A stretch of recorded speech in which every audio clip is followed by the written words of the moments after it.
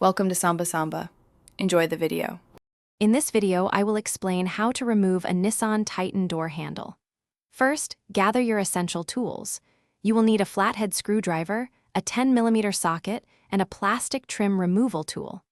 Also, make sure you have a T25 or T30 Torx bit, as this is crucial for certain bolts. Having these items ready will make the process much smoother. With your tools ready, the next step is to remove the inner door panel.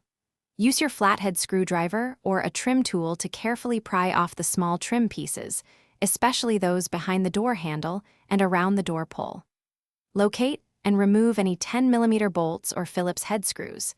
Then, gently pull the door panel to release the clips holding it in place.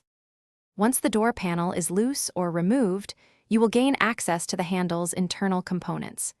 Disconnect the electrical wiring harness for the window switch. Carefully detach the door latch and lock cables from the handle assembly. These cables often have small clips that need to be released. Finally, remove any remaining mounting screws securing the handle.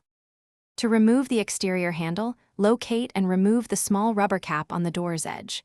Loosen the T30 Torx bolt inside. It's often captured, so it won't fall out. Pull the door handle out slightly, then slide it towards the rear of the vehicle to release it. Reassembly is the reverse of these steps. Also, check the description for a link to a fantastic book about money and other great deals. Thanks for watching. Consider subscribing if we helped you.